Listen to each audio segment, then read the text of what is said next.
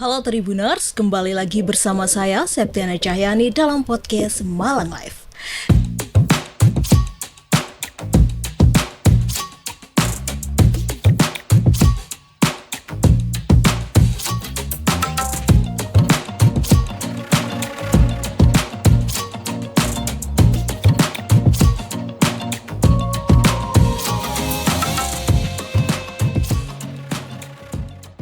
Kali ini kita akan membahas tentang transformasi digital Telkomsel dalam meningkatkan kepuasan pelanggan melalui teknologi AI.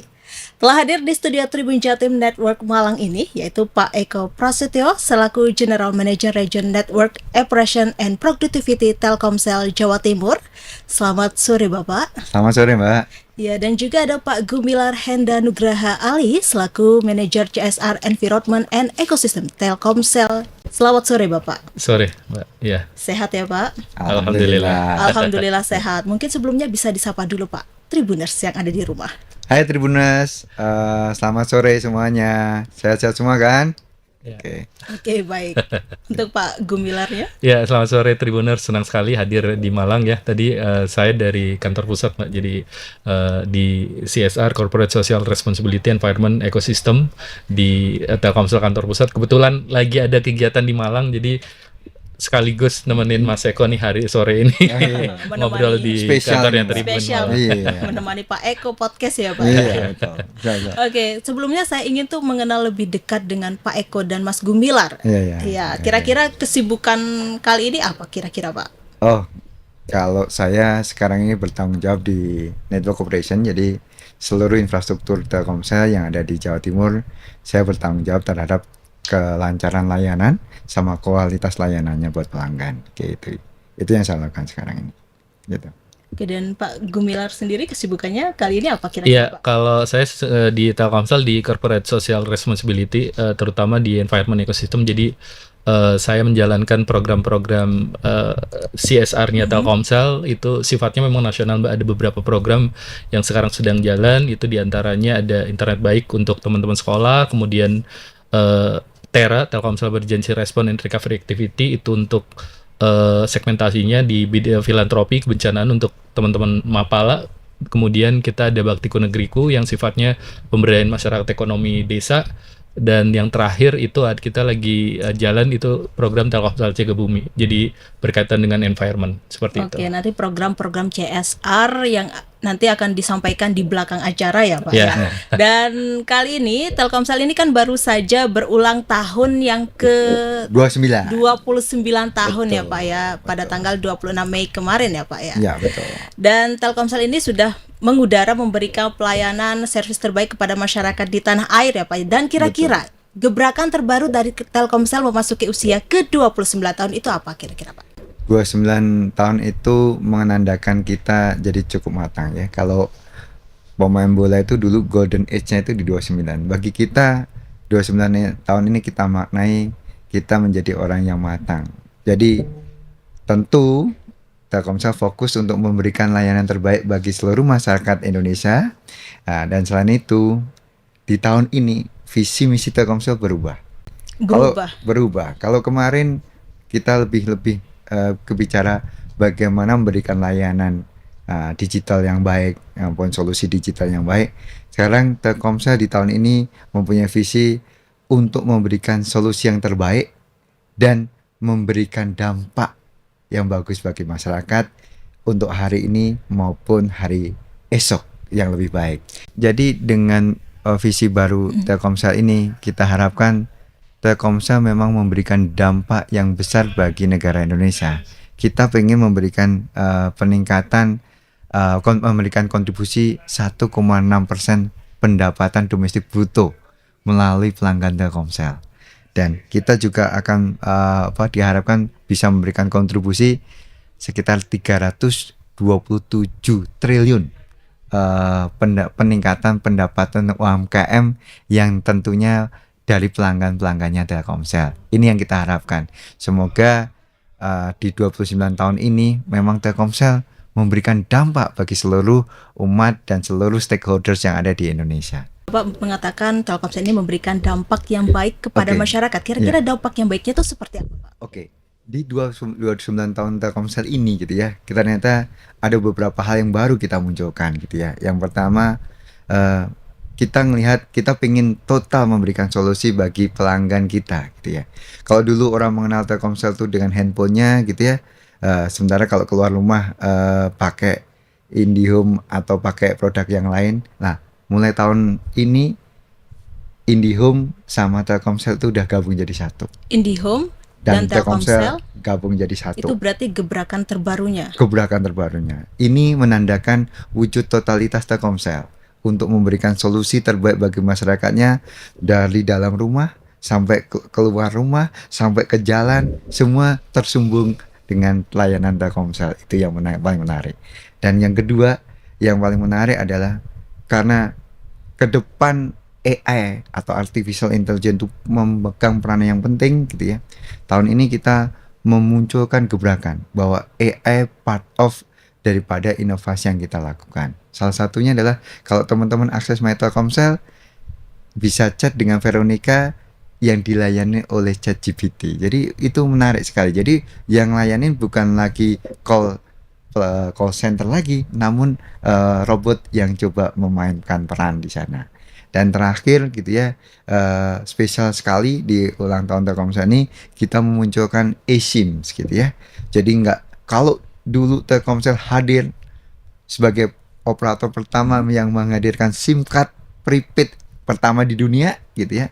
Tahun ini Telkomsel kembali memunculkan gebrakan dengan memunculkan eSIM. Jadi handphonenya nggak perlu kartu gitu. Nggak perlu kartu ya, Nggak Pak? perlu kartu lagi. Ya, nggak Gitu. perlu fisiknya, Mbak. Nggak Jadi perlu fisik, nanti ya. Tribuners juga mungkin di rumah ya, Iya, Mas Eko ya, iya. bisa langsung akses ini untuk pemesanan kartu dan lain sebagainya. Gitu. Memang ya sekarang teknologinya sudah teknologi itu. Apalagi mungkin kaitannya sedikit Mas Eko, kaitan ke eSIM itu kan Iya. sebelumnya kita menggunakan produk yang Iya.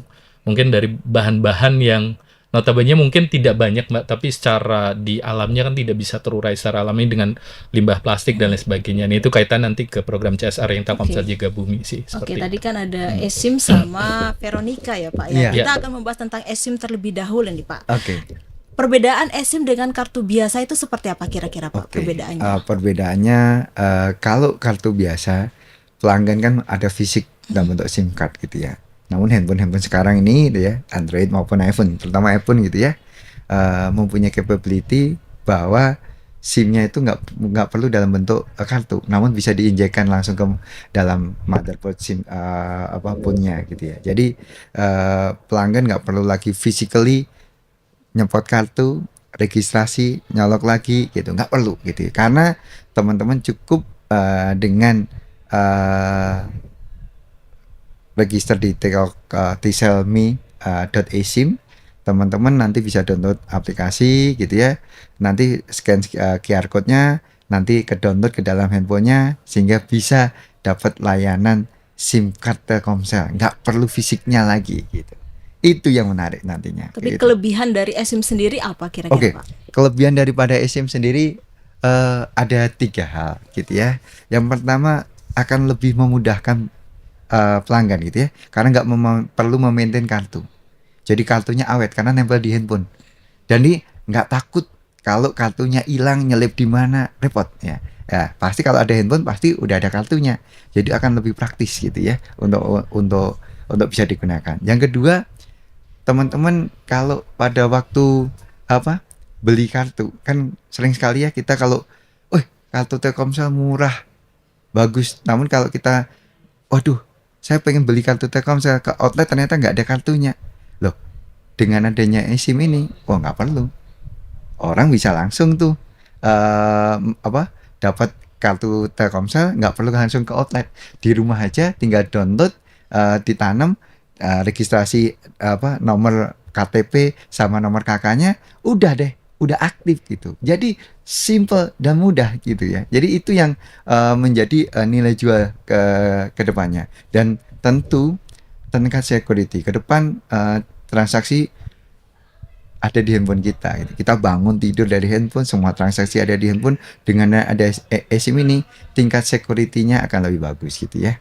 Jadi itu mengamankan dari beberapa orang yang pengen nanam virus atau trojan-trojan yang kira-kira bisa menginfected handphone kita, kurang lebih kayak gitu. Oke, tadi itu kan ada kelebihannya ya Pak ya. Iya. Kalau kekurangan dari eSIM sendiri apa kira-kira Pak? Kalau kekurangan sejauh ini memang ini kita belum masifkan gitu ya. Kita masih nunggu. Cuman dalam waktu dekat ini akan kita populerkan gitu ya, sehingga ini jadi mudah bisa dilayanin untuk semua pihak kayak gitu. Oke, berarti eSIM ini udah launching atau Udah launching. sudah launching Udah ya Pak launching. ya? Ya, kemarin yang paling menarik dari eSIM ini beberapa jamaah haji. Jamaah haji. Iya, Berarti- banyak pakai eSIM juga. Berarti jamaah haji ini memerlukan eSIM ini ya Pak ya? Iya, ya itu. Mungkin itu. Oke. Oke, dan kalau misalkan eSIM ini kan masih tergolong baru ya Pak ya Ya. bagi masyarakat Ya. luas gitu. Nah, cara mengaktifkan eSIM kalau melalui HP Android sama iPhone itu apakah sama? Sama Sama. aja. Jadi untuk Android maupun iPhone nanti teman-teman bisa download gitu, akses. Ini saya bacakan ini. Ya, teman-teman bisa akses ke website T-Cell ID/eSIM gitu ya. Oke. Di sana teman-teman langsung bisa pilih beli sekarang. Itu berarti teman-teman beli kartu gitu ya. Terus kemudian teman-teman bisa beli eSIM prabayar. Itu pilih aja itu eSIM prabayar. Kemudian dari situ teman-teman bisa milih sebenarnya nomor yang diinginkan. Ini kelebihannya, Mbak. Jadi nomornya itu bisa dipilih sendiri, Mbak. Kalau kita ke kantor kan tergantungnya di kantor. Iya. Kalau ini kita cek nomornya ini, nomor saya pengen nomor ini seperti apa. Jadi ini bisa milih nomor ini yang kelebihannya. Dan kemudian silahkan klik untuk beli transaksi, pilihkan metode pembayarannya. Selanjutnya masukkan emailnya juga, nanti akan dikirimkan dalam QR code. Nah, QR code ini untuk aktivasi eSIM-nya sendiri. Jadi nanti ada satu kode yang kita kirimkan ke emailnya untuk mengaktifasi eSIM-nya. Lalu masukkan KTP, KK sesuai prosedur pemerintah. Nanti registrasi normal untuk bisa aktivasi SIM-nya. Kurang lebih kayak gitu. Oke. Oke, tadi kita sudah membahas tentang eSIM itu ya Pak, Ya. dan kita akan membahas tentang Veronica, Ya. teknologi AI. Itu seperti apa Pak? Kira-kira kalau misalkan Tribuners ingin bertemu Veronica, caranya seperti apa? Oke, saya yakin nih Tribuners ini zaman sekarang kalau ujian pasti nyari contekannya pakai ChatGPT. Kan, gitu. Saya yakin itu Tribuners ya. Apalagi Kota Malang, kota pelajar itu pasti orang sangat familiar gitu ya. Nah, dengan adanya OpenAI di dalam Veronica itu kan memudahkan pola interaksi kita dengan pelanggan. Jadi would you like to help me gitu ya, atau mungkin kalau bahasa Indonesia, bisakah membantu saya punya keluhan sinyal, langsung tuh nanti ada muncul, silahkan sharing aja yang diketik gitu ya. Kalau chatbot kan ada nggak ini yang sesuai, tapi kalau dengan OpenAI udah free text aja, nanti OpenAI akan mencoba mentranslasikan dan memberikan solusi based on reference yang ada gitu. Jadi dengan adanya ChatGPT di dalam Veronica ini, interaksi komunikasi dengan orangnya akan lebih smooth, akan lebih natural gitu ya, sehingga orang merasa terlayani dengan baik gitu. Itu sih. Gitu. Seperti itu ya Pak Iya. ya. Dan bagaimana kalau misalkan untuk menggandeng Gen Z? Sekarang ini kan eranya era Gen Z ya Pak ya. Nah, bagaimana caranya strategi Telkomsel ini dalam menggait Gen Z terkini? Iya, ini pasti kalau dengerin kata Telkomsel orang akan berpikir mahal gitu ya. Sekarang Kartunya menengah ke atas gitu Pak. kartunya orang menengah ke atas tuh. Sebenarnya itu dulu gitu ya. Sebenarnya Telkomsel sekarang itu menawarkan solusi bagi Gen Z gitu ya. Para Gen Z harus tahu nih gitu ya, bahwa Telkomsel sekarang itu udah mempunyai produk baru namanya kartu Bayu. Bayu itu. Bayu yang warnanya biru laut gitu Iya, awan gitu ya. Iya. Itu produknya Telkomsel. Jadi selama di situ ada sinyal Telkomsel, di situ ya bisa dipakai Bayunya gitu. Dan kelebihan dari Bayu itu adalah kita bisa milih nomor yang kita suka. Nah, kelebihan dari Bayu adalah kalau tadi Telkomsel dipersepsikan mahal, coba beli Bayu. Bayu itu sangat murah sekali gitu ya. Ya, 7 GB untuk perdana gitu ya, itu nilainya 20.000. dan hanya 15.000 untuk recharge per bulannya. Itu 24 giga. Ya. Which is itu paling murah sekarang gitu ya. Jadi anak-anak muda sekarang pakai Bayu. Karena kenapa pakai Bayu? Karena Bayu itu always on, nggak ada matinya, Mbak. Jadi kalau kita pakai kartu biasanya sering lupa ngisi voucher gitu ya bulan, nomornya nggak aktif gitu. Kalau Bayu selama handphonenya nyala itu akan aktif selamanya. Aktif selamanya Iya, Pak ya. luar biasa. Jadi itulah kelebihan Bayu dibandingkan yang lain gitu ya. Dan semua kalau teman-teman install aplikasi Bayu, teman-teman nggak perlu ke outlet. Langsung kartu Bayu bisa dikirimkan ke rumahnya atau ke outlet terdekatnya. Itu hebatnya di situ. Jadi Terus untuk pembelian Bayunya tuh lewat mana Pak kira-kira? Kartu Bayu. Bayu bisa dibeli melalui 2 channel ya. Yang pertama lewat aplikasi Bayu, teman-teman bisa download aplikasi dan tentuin alamatnya nanti dikirim, atau teman-teman bisa beli kartu Bayu di outlet terdekat.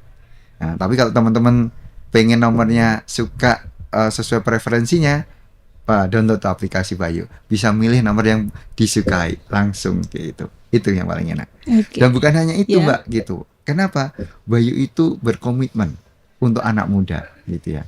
Karena Bayu ini membuat event untuk anak muda banyak gitu. Karena konsepnya Bayu itu semuanya dan semaunya ya, semuanya. Iya. Jadi benar-benar anak muda banget gitu ya, pasti akan suka Bayu gitu. Karena di Bayu ini kita juga nggak hanya mengeduket untuk beli dananya, kita juga mendevelop ekosistem untuk anak muda. Kita bikin Piala Bayu.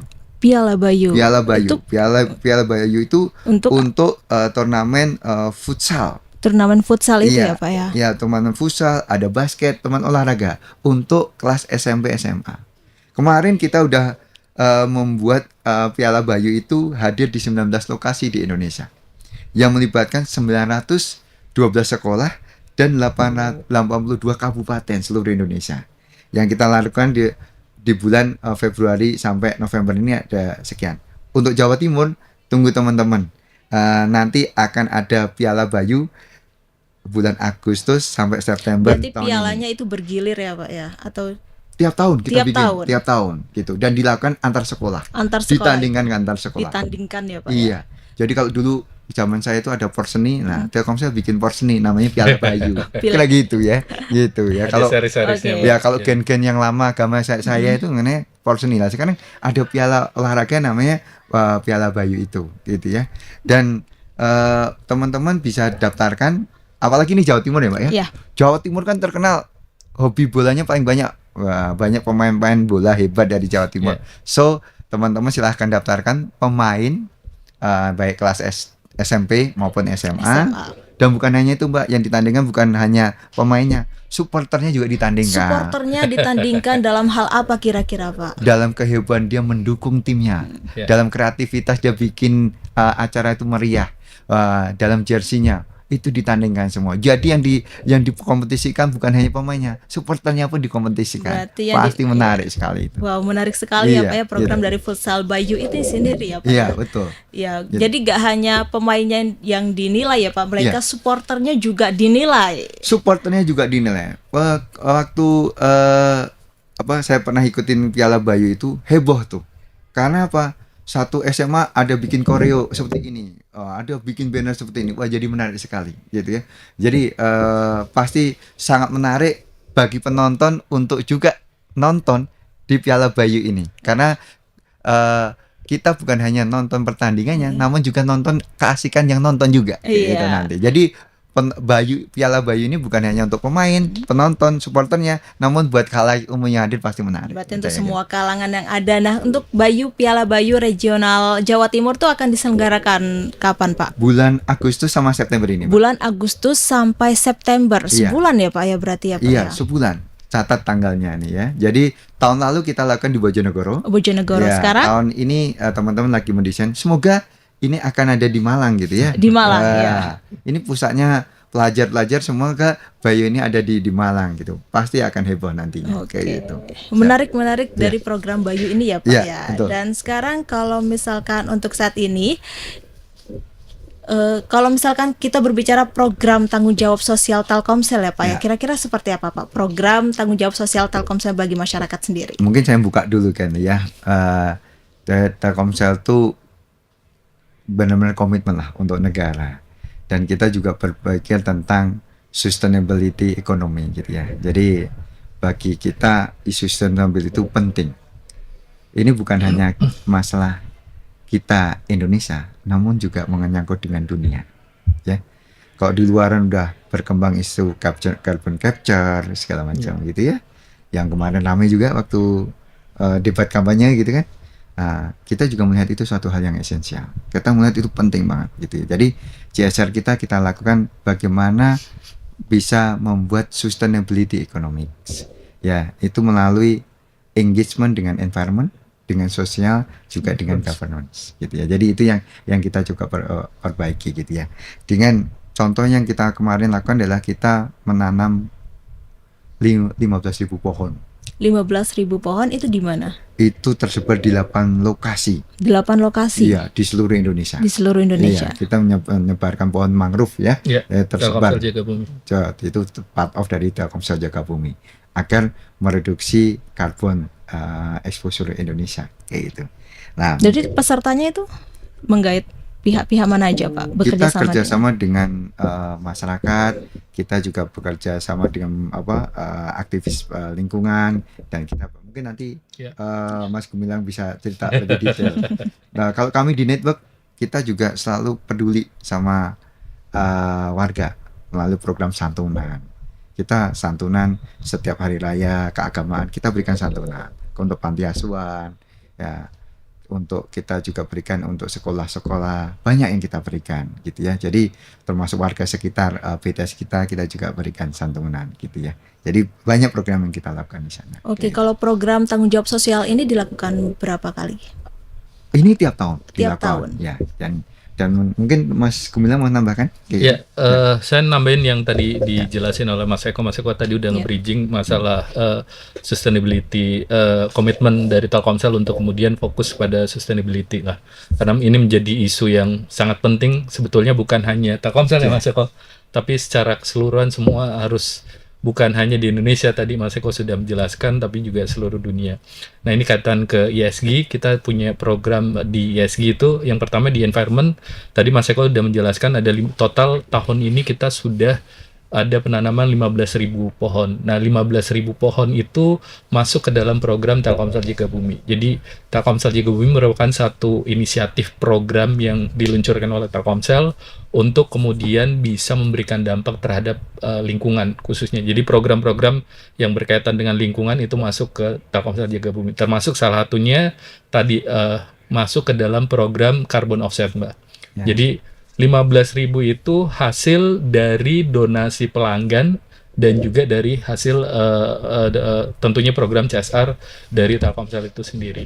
Jadi kalau Tribuners nanti juga bisa akses, ini juga kita lagi jalan fase 2 juga, jadi bisa akses di My Telkomsel, kemudian nanti cari aja untuk donasi, ada bisa donasi ada 50 poin dan 500 poin. Jadi 50 poin nanti akan dikalkulasi menjadi kurang lebih 0,1 pohon, kemudian yang 500 itu jadi 1 pohon.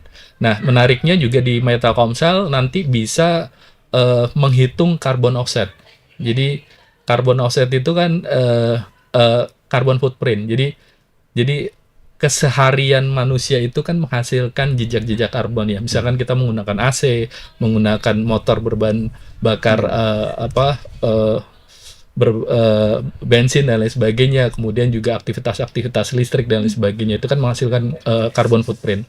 Nah, dari situ nanti Tribuners bisa akses di Telkomsel di My Telkomsel juga ada, kemudian nanti bisa langsung Telkomsel Jaga Bumi jejakin, itu bisa nanti akses di situ, kemudian bisa masukkan berapa sih sebetulnya sehari menggunakan, berapa jam menggunakan handphone, kemudian berapa kilo menggunakan kendaraan bermotor dan lain sebagainya, termasuk AC dan lain sebagainya. Nah, di situ kemudian muncul hasil dari carbon footprint kita. Nah, disitulah sebetulnya nanti akan kita hitung menjadi kira-kira harus nutupin berapa sih kalau kita utang utang karbon Karbon. sekian, kemudian oke setara dengan 1 pohon atau 2 pohon. Nah di situ kemudian program Telkomsel Jaga Bumi untuk khususnya carbon offset itu hadir sebetulnya untuk bisa mewadahi pelanggan kita untuk melakukan offsetting karbon seperti itu. Nah, 15.000 ini tahap pertama tentunya masih akan berlanjut.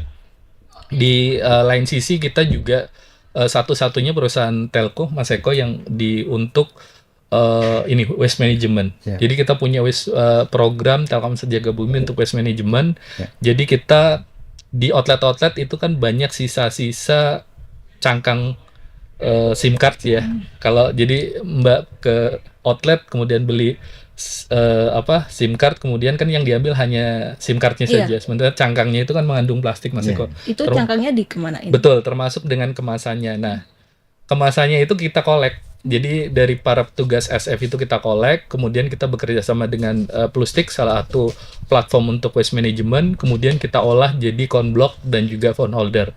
Nah, Conblock ini digunakan untuk Telkomsel, untuk bangunannya kantor-kantor Telkomsel, kemudian untuk phone holdernya kita balikin lagi ke outlet. Jadi outlet ngasih sampahnya, kemudian kita olah, jadi sampah plastiknya itu tidak ketinggalan di TPA seperti itu. Nah, kemarin kita sudah jalan itu untuk di Bali dan di Bogor, dan kurang lebih ada 250 kilo sampah yang sudah berhasil kita kolek dan menghasilkan sekitar 75.000 Conblock dan phone holder itu kurang lebih ada 20.000. Ada Nah, itu 20. bukan hanya sampahnya kita, sebetulnya Iya. ada sampah warna kuning, ada warna biru, warna-warna lain. Berbagai macam warna. Ya, karena itu memang jadi di situ Telkomsel memang ya satu-satunya operator telco yang kemudian memiliki inisiatif untuk kemudian mengolah sisa sampah dari baik itu kemasan maupun cangkang SIM card. Itu yang untuk environment. Kemudian untuk sosial itu sebetulnya program-program CSR kita banyak sekali ya Mas Eko. Ya, jadi kalau di Corporate Social Responsibility kita menjalankan program-program CSR itu based on 4 pilar, Mbak. Yang pertama ada pilar education. Itu pilar education kita punya program Indonesia Next yang kaitannya adalah untuk meningkatkan talenta digital atau digital skill set untuk segmentasinya adalah mahasiswa. Yang kedua itu terkait dengan digital citizenship, kita punya internet baik untuk program literasi digital. Kemudian ada community empowerment, itu kaitan ke digital creative entrepreneur untuk UMKM.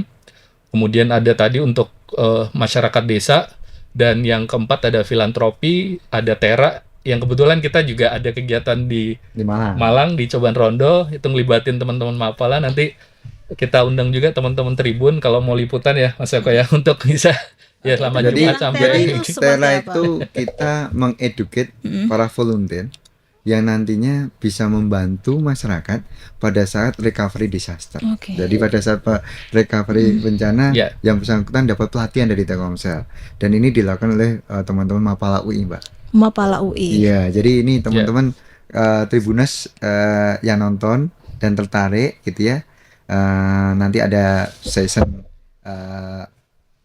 training. Oh, ada trainingnya juga. Ada berarti trainingnya, ya? dikasih Itu training dilakukan berapa lama kalau trainingnya? selama Mas? 2 hari. 2 hari. Iya. Iya, hari Sabtu sama Minggu Sabtu, besok Minggu, ya. akan ada situ. Silakan Tribuners atau mungkin teman-teman tim Tribun sendiri pengen ikut, nah, itu cocok sekali. Oke. Iya. Dan Nah, kalau dan saya misalkan- menambahkan iya. juga ya terkait dengan CSR itu, teman-teman kita juga membuka kepedulian bagi kemajuan pendidikan melalui program kerja praktek. Kerja Jadi praktek. pasti banyak nih tribuner nih yang dapat Ya. tugas dari sekolahnya kan untuk kerja praktek, feel free untuk bisa submit. Pengen kerja praktek di Telkomsel gitu ya. Itu untuk siswa atau mahasiswa Pak yang kerja praktek itu? Umumnya mahasiswa gitu mahasiswa. ya. Cuman di beberapa case untuk siswa SMA biasanya kunjungan industri. kunjungan industri itu kita juga facilitate gitu. Jadi kita membukakan hal itu gitu ya. Dan bahkan di kantor pusat kita punya ada satu mini galeri ya, Ya. kayak museum telekomunikasi.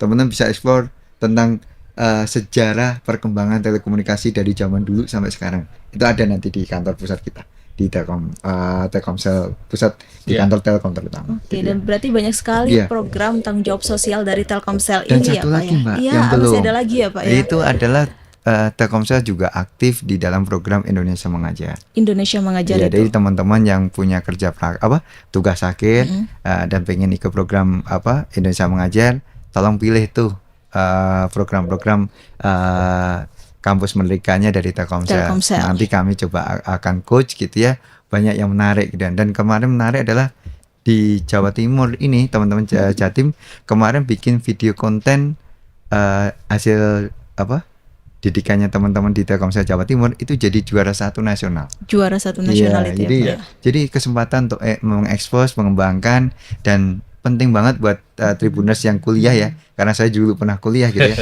Kalau bisa tahu industri sejak awal, membuat kita akan tahu masa depan dan kita pengen tahu tujuan hidup kita dengan lebih jelas tentunya ya, kayak gitu. Oke, Oke. tadi juga tanggung jawab sosialnya itu juga ada menyasar pelaku UMKM ya Pak ya? Iya, Dan ada. bagaimana Telkomsel ini dalam menyasar pelaku UMKM untuk meningkatkan roda perekonomian? Ya, sebenarnya kita ada platform namanya Digital Creative Entrepreneurs gitu ya. Jadi di sana kita menampung UMKM, membuat satu portal gitu ya, yang menampung semua UMKM. Di sana kita bukan hanya nyediain portal, namun kita juga mengedukasi.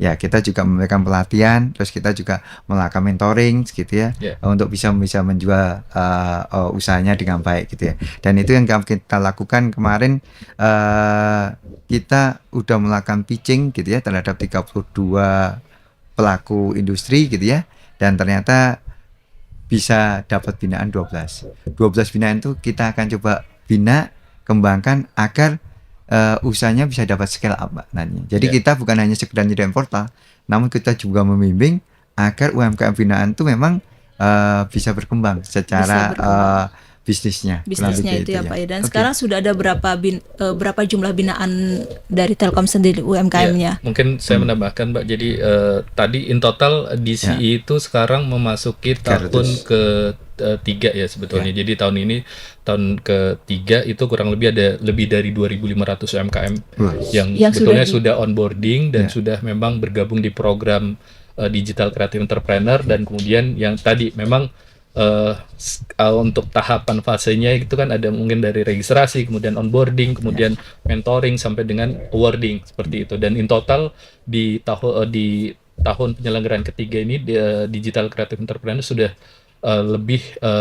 kurang lebih dari 2.500 UMKM yang sudah kita bisa bina seperti itu ya Pak. onboarding di Dan kalau program misalkan ini. program UMKM ingin bergabung itu kira-kira seperti apa Pak? Atau enggak pihak Telkomsel yang mendatangi pelaku UMKM atau Ya, UMKM-nya jadi sendiri? programnya sudah sekarang Sudah. sudah terdigital semua ya Ya. Mas Eko ya. Jadi bisa akses di 99. websitenya DCI, termasuk kita juga punya produk 99% usahaku. usahaku juga. Ya, teman-teman bisa download aplikasinya tuh 99% usahaku gitu ya. Jadi aplikasinya. sekarang eranya kan kita harus aktif ya Iya, untuk digital. mencari berbagai informasi. Itu informasinya sudah di websitenya DCI, itu sudah ada semua. Jadi untuk registrasi, kemudian untuk tahapan lain-lain dan lain sebagainya itu sudah sangat jelas di situ seperti itu. Nanti ada kota-kota roadshow termasuk Malang itu terakhir Surabaya atau Malang, saya mungkin agak sedikit lupa. Tapi itu kita ada ada roadshow-nya kegiatan juga? roadshow-nya juga. Roadshow bagian dari sosialisasi aja sih. Tapi sebetulnya secara keseluruhan semua UMKM yang ada di Indonesia itu bisa bergabung di dalam program DCI itu Mbak sendiri. Oke, kira-kira ada kriteria khusus dari UMKM itu sendiri gak sih Pak untuk Enggak bisa ada. bergabung Kriteria di nggak ada, cuma Telkomsel? kita ada track, istilahnya track ya kalau kita ngomongin Mas Eko. Jadi ada track fashion, kemudian ada track food and beverage. Jadi lebih ke kategorisasi untuk berbagai latar belakang UMKM itu sih. Jadi kalau kita tracknya usahanya baju kan nggak mungkin masuk ke food and beverage ya, seperti itu, ada kria, ada lain-lain. Jadi nanti masing-masing usaha itu akan di mapping sesuai dengan tracknya, kemudian nanti dari masing-masing tracknya ini akan, karena pasti dari sisi mentoring dan ininya akan berbeda ya, maksudnya pasti di sisi untuk makanan, kemudian untuk industri fashion kan pasti akan berbeda, termasuk dengan kria dan lain sebagainya seperti itu. Oke, baik. Terima kasih Pak Eko dan Pak Gumilar atas waktu dan kesempatannya telah hadir di studio Tribun Jatim Network Malang ini. Terima kasih Mbak. Baik, terima Gitu kasih. sih. Terima kasih Tribuners. Tribuners, kayak gitu ya. Jadi intinya dari diskusi tadi bahwa Telkomsel itu bukan hanya kartu as, simpati gitu ya. atau halo gitu ya. Namun ternyata ada Bayu. Nah, dan teman-teman harus tahu juga loh Mbak, ternyata Telkomsel itu juga sekarang paling murah Mbak. Dengan adanya program X-Lite itu programnya paling murah. Jadi kalau mau beli simpati, sekarang simpatinya Telkomsel juga paling murah. Jadi teman-teman buru karena sinyal Telkomsel tuh menjangkau seluruh nasional. Dan buat Tribuners yang sering pengen bikin startup, pengen ngoprek IoT gitu ya, pengen cari kartu yang murah dan nggak ada masa aktifnya, Bayu itu contohnya, yang paling contoh. Dan ternyata Telkomsel bukan hanya kartu penyedia jasa solusi gitu ya. Ternyata Telkomsel tuh ada Indonesian Next Dev, program tadi Indonesia Next gitu ya. Banyak program yang kita pengen membesarkan ekosistem digital di Indonesia. Jadi teman-teman, mari kita saling bertaut untuk kemajuan Indonesia dan kemajuan digital, dan tentu dengan Telkomsel sebagai pilihannya ya. Itu. Baik. Oke, Tribunar, sampai di sini dulu perjumpaan saya kali ini. Saya Septiana Cahyani dan Pak. Ya, saya Gumilar Henda Nugrali. Saya dengan Eko Prasetyo, teman-teman. Pamit undur diri dan sampai jumpa kembali lagi dalam podcast Malang Live episode berikutnya. Dadah. Dadah. Download Tribun X sekarang. Menghadirkan lokal menjadi Indonesia.